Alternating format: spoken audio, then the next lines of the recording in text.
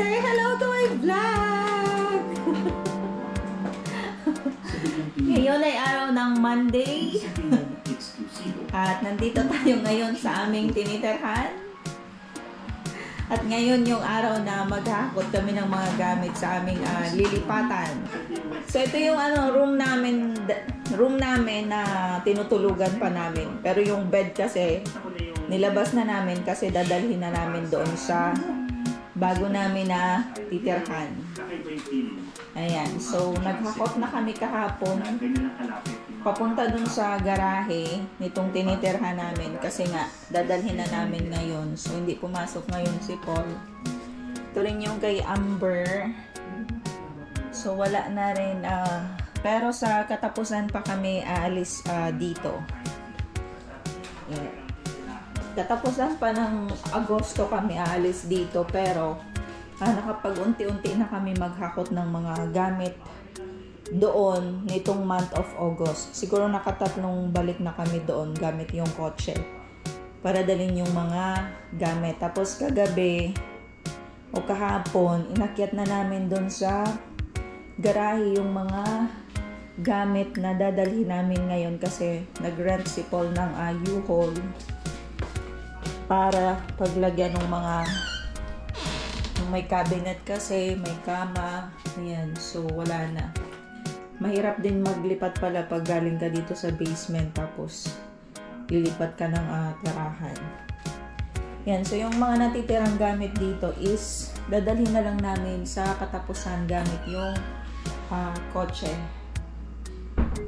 Ayan, so ito yung narentahan namin for 2 years dito. So makikita ninyo wala nang mga gamit kasi yun nga nahakot na namin. Ayan guys, so andito na tayo sa labas ng sa kalsada syempre kasi kukunin namin yung U-Haul ngayong araw na to 11 o'clock at ngayon ay 18 degrees, medyo malamig para siyang aircon. So isa lang ibig sabihin yan, fall season is coming kasi medyo malamig na yung araw. Ayan, yung mga puno naman yan magkukulay dilaw yan. Ganda yung panahon, medyo may lamig lang na konti yung araw.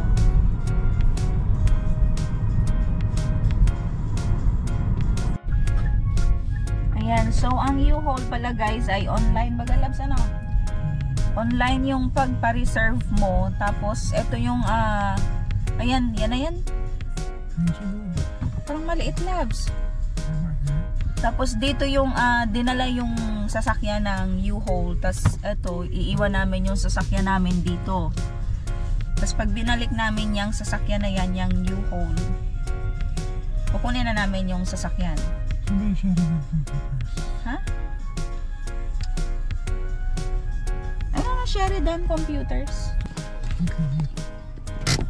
Pero maliit lang siya. Kaya samahan ninyo kami guys ngayong araw na to sa hindi ko siguro lahat mapapakita, pero ngayong araw yung ililipat namin yung mga gamit namin dito sa apartment na tinitirahan namin papunta sa isang apartment pa rin naman. Kaya lang kasi mas mura and ayan. So kailangan natin maging wise dito sa Canada. So iwan namin dito yung sasakyan. Dito daw sa may Sheridan. So meron naman ditong ito yung U-Haul. Ay kasya na yan lang siguro.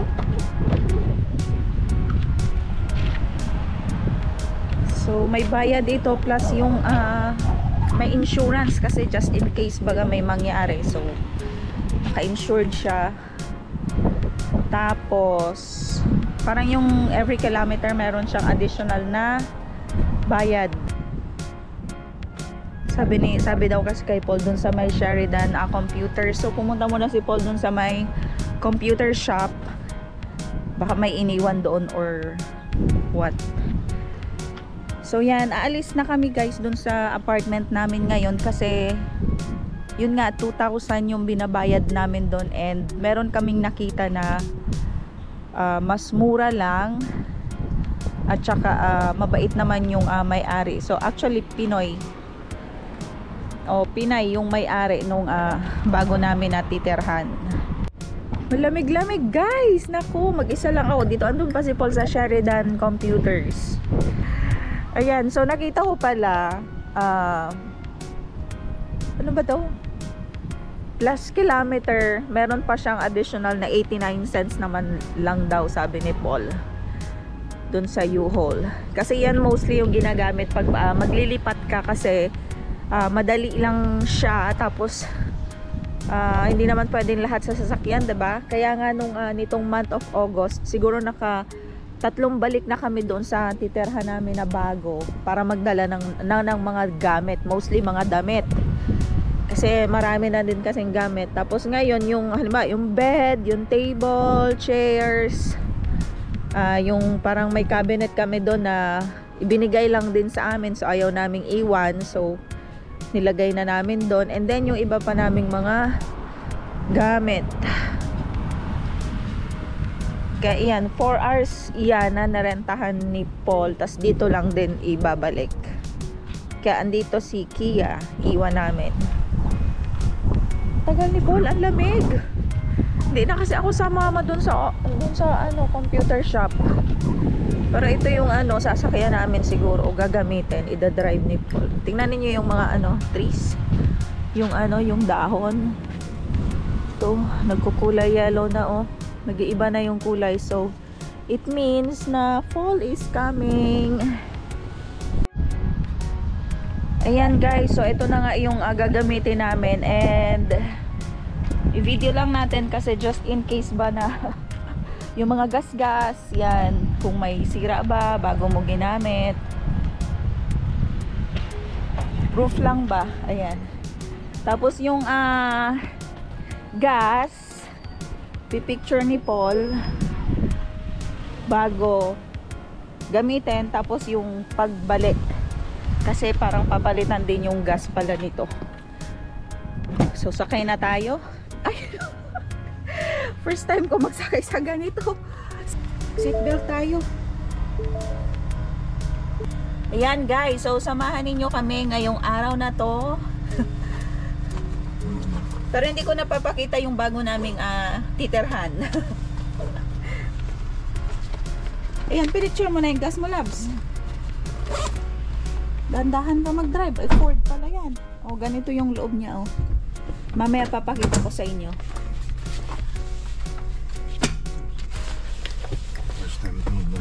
First time mag-drive ni Paul. First time ko din sumakay sa ganito. Oops.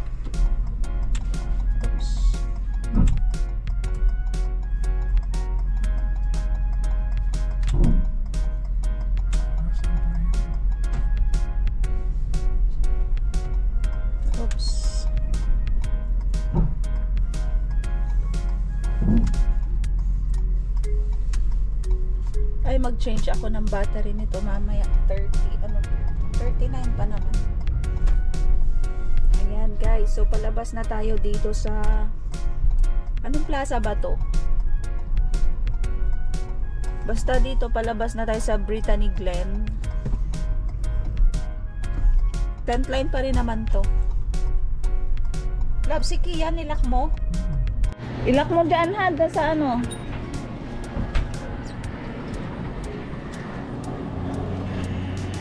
okay na. Ayan guys, so nakarga na namin yung mga gamit namin, and hindi na ako nakapag-video pa kasi nagmamadali din kami, kasi yung oras nitong narentahan namin is 4 hours lang. So hindi mo masara, sabi ko sa'yo kanina hindi nakasara.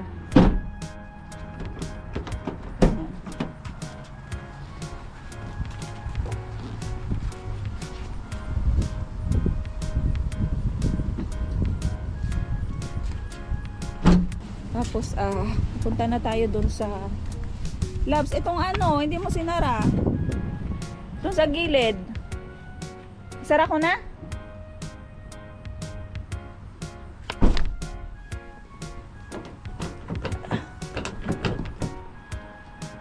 Paul, itong kabila.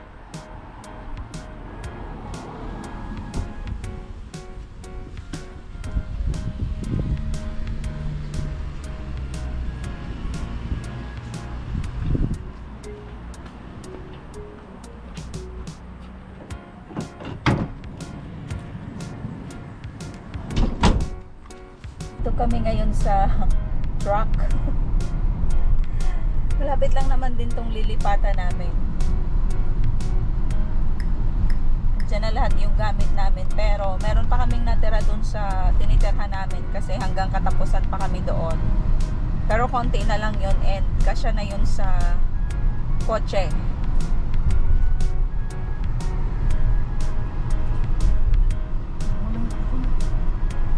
Binuksan mo ba yung aircon? Buksan mo yung aircon. Oops. Kung magmadali, mag-focus ka sa pag-drive, ta iba yung dinadala mo. O, diretso ka lang, ta naka-green.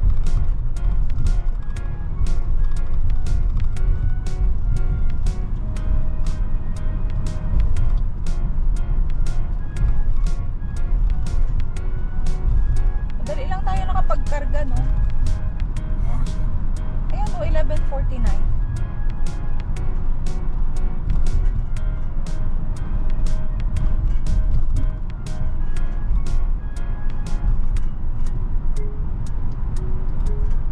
Nag-iiba na yung kulay ng mga puno. O, tingnan ninyo. Fall season na o. Ayan o. Unti-unti na silang mag-change ng kulay. Buti hindi masyadong mainit. Mainit pero malamig. Oops. Ganda, marami ka pa namang oras. 4 hours ba yan? Oh. Tapos kami, iwan muna kami ni Amber doon. Mag-ayos kami. Mag-ayos-ayos na kami. Tapos pag nakuha mo na ulit yung sasakyan, dalayin mo na yung naiwan mo doon, no?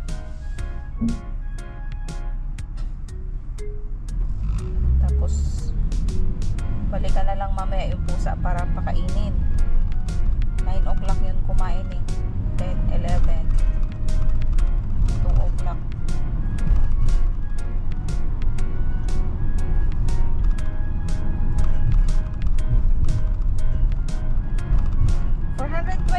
na yung subscribers ko, babe. Ayan guys, so andito na kami sa sa Brittany Glen ulit at ibinlike na namin yung U-Haul. Yan, so dyan lang namin ilalagay ulit yung U-Haul. Be, dalhin mo na yan. Kumuha kami nung higaan namin mamaya kasi dinala na namin yung bed doon. So nakapaghakot na tayo guys and ayan, so pauwi na kami. Ihatid lang ni Paul yung susi doon sa Ayan na labs yung yata o lalaki. Ayan o.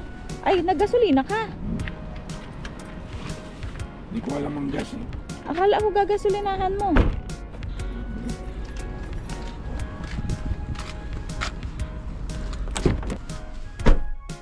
Hindi ko alam kung paano yun. Ay, nakakapagod din pala ang paglilipat. Simula sa September 1 ay doon na kami.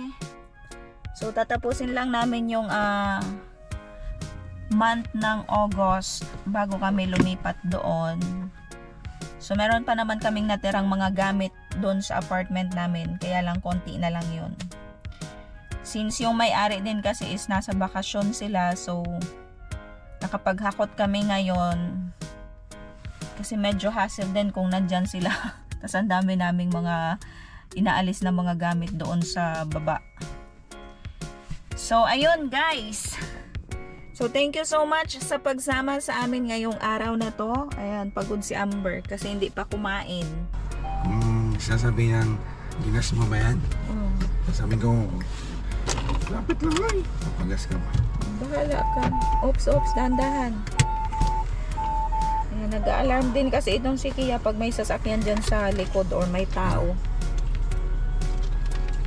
Bili tayo makakain. Bili tayo, Labs. Gusto ko ng milk tea. Milk tea, saan tayo bibili? Ikaw, Amber, anong gusto mong kainin? Anong gusto mo? Chicken? Ano tayo? Yung ano ba yan? Popeyes? Hindi, yung isa. Churches? Sige. Churches na lang. Gusto ko ng milk tea, Labs. Yung milk tea doon, yung ano? Yung Korean, ano ba yan? Pwede na yun. Boba? Hindi. Ayoko ng boba. Yung sa Korean, ba yan? Yung binili. Yung ano, yung... Ano, ito ba yung binibili natin sa Pilipinas? Gongcha. Sige, okay na yan, Labs. Maliit lang. Sa akin. Oops, tandahan. Ayan, guys. So, bibili kami ng pagkain ngayon kasi... nagutom na, at least nakapaglipat na kami ng mga mabibigat tulad ng bed, furniture, yung mga cabinet, dinala din namin. Talaga hindi ka sanay sa ano, sa ibang sasakyan, mahirap din eh. Yung mga ditong gamay mo, yung isa parang bago ulit. So ilang oras tayo, Labs? 11 kinuha ni Paul, tapos 12, 1 o'clock. 2 hours lang nabalik namin, pero yung minimum niya is 4 hours. 4 hours ang minimum. Pero okay siya sa kung maglilipat ng mga gamit kasi yung U-Haul talaga is isang size lang ba yun? Marami yun.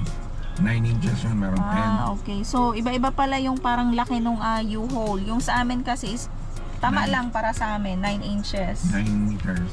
9 meters. Or 9 inches yan. Basta ganun. 9 feet. 9 feet. Hindi ko alam kung ano. 9 feet, meron 10 feet. Ayan. Meron 12. Ayan. Yung mga matataas na yun. Kaya kung nandito kayo sa Canada at gusto ninyong maglipat, online lang naman yan eh. Online lang yung pag-reserve ng sasakyan para sa paglilipat. Okay, update tayo guys ulit. So, galing kami ng Churches. Bumili kami ng fried chicken. And then, pumunta kami dito sa bilihan ng milk tea kasi nagpabili ako ng milk tea kay Paul. So, nandun sila ni Amber sa loob. Tapos, hinintay ko na lang sila dito sa sasakyan. So, ayan ang kaganapan ngayon dito sa amin dito sa Canada. And, matagal din kaming tumira doon sa tinitirhan namin. 2 years and 4 months siguro. Medyo mahal lang kasi yung bayad. So, naghanap kami ng mura na kasi marami na nga yung mura na na pwedeng marentahan. So, may 1,700, may 1,650, merong 1,800. Kaya lang kasi yung tinitirahan namin is komportable naman kami, kaya lang yun nga, medyo mahal siya yun. Pero basement pa rin siya, apartment pa rin siya, may room si Amber na malaki, tapos yung sa amin din ni Paul malaki din yung namin space. And yun, kaya maiiba yung place namin ngayon, pero malapit pa rin naman sa mga bilihan kasi nasa city pa rin naman kami.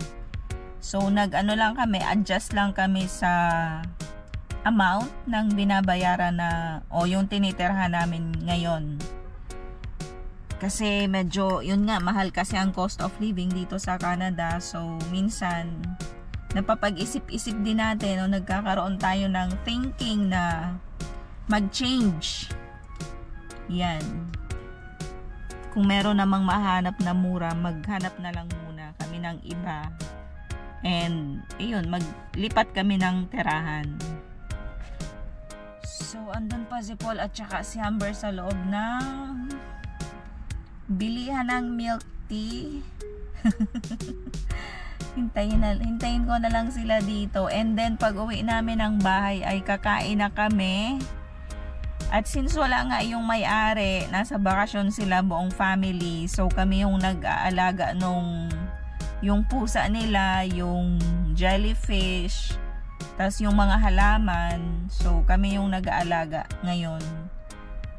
So, babalik sila ng 28. So, plano namin sa 30 ng August kami lumipat. Although hanggang 31 pa naman yung tinitirhan namin. Kaya lang, maglilinis pa kasi kami doon bago kami umalis. Syempre, kailangan linisan. Hanggang dito na lang siguro guys ang aking vlog. Thank you sa mga subscribers ko, sa mga nanonood ng vlog ko, sa mga silent viewers. At kung nagustuhan ninyo yung aking mga vlog, please subscribe para updated kayo sa lahat ng happenings namin.